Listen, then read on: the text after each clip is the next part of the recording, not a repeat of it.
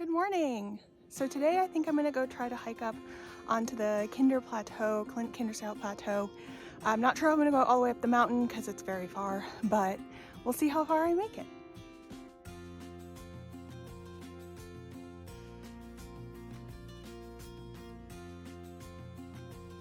Official start of the Pennine Way. Well, back on the Pennine Way. One thing I love about the Pennine Way, or at least the sections of it that I've seen, is that they all seem to have this stone path that you follow. It's pretty much impossible to get lost if you keep following the stone path. So, you know, for the little portion of the hike where I'm going to be on the Pennine Way, pretty excited about that.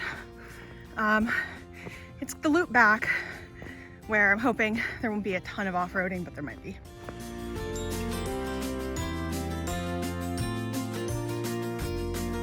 First little stop on our walk today is this place called Upper Booth, which I think is like 3 buildings, but we're going that direction.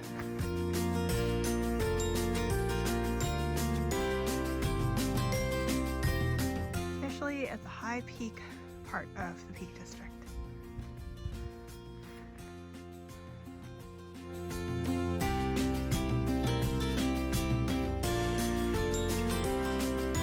So clearly this used to be some sort of old path or old road, you could see. You used to have to go through the stream. Now there's a bridge.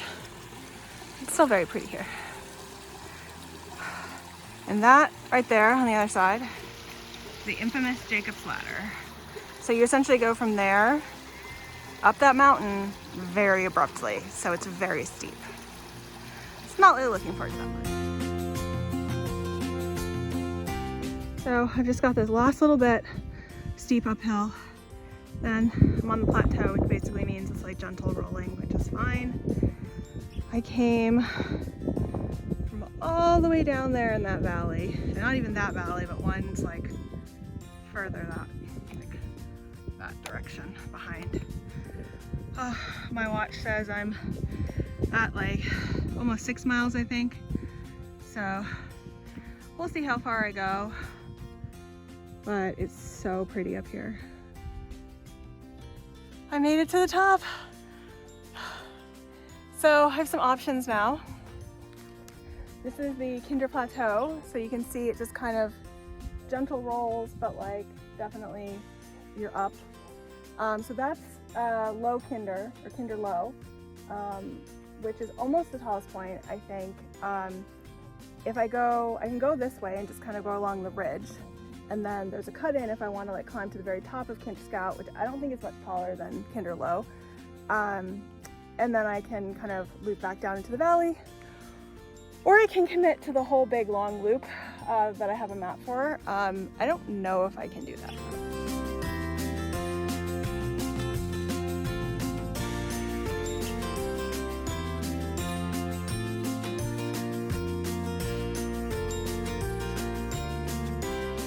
People have small children with them. I'm gonna guess they're like maybe 6 or 7 and like 8 or 9. Kudos to them. That was not easy. But big descent. So I was wrong before. That wasn't Kinder Low. This is actually Kinder Low. And you know, because it has one of those little obelisk thingies at the top. One of the cool things about walking up here is that this is all like moorland. So this is kind of like peat. Right now it's pretty dried out, which is great. Otherwise it's really squishy, but it's like bouncy, which is really comfortable to hike on, especially after all that rock. So that rock cut I was just at where I had lunch, that's called like, I would pronounce it Noe or Noe stool, but it's N-O-E and then stool. And now I'm on this trail at Edale Head. So it's choice time. It just started misty raining. You can see it. And I just hit the turnoff point.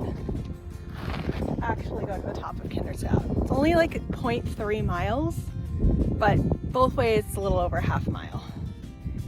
And I still have to get all the way down the mountain, which is like I mean, I probably have at least another 5 miles to go, and it's raining. I probably shouldn't go, but I might. Okay, turns out I've actually passed the turnoff, but it's only there. So, I don't know. Okay, I've decided to do it. The rain isn't that bad, and I'm gonna get wet if it rains. Like, I'm too far away to avoid that. So might as well. When am I gonna be here again? This trail is a little bushwhacky, but nothing near the fern jungle that I went through. So let's hope it stays this easy to follow. Well, here's the very anticlimactic top of Kinder Scout. It's all just so flat up here, you can't really tell much of a difference. But I think it's time to try to find my way back.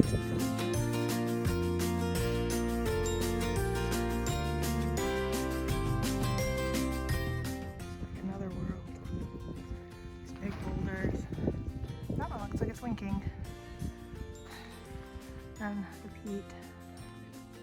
Apparently there's a really steep path you can take along that stream. It does not look fun. I'm gonna go over there instead. So it looks like that is a waterfall when there's more water. Glad I don't have to do a stream crossing right now.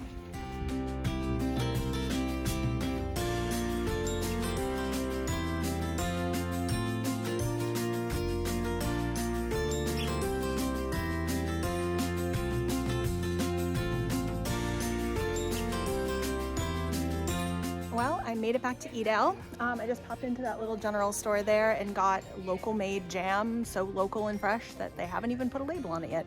So I have that stuff. I have a couple of their little things like that. And then I think I'm gonna go to the pub, get something to drink, then make my way home.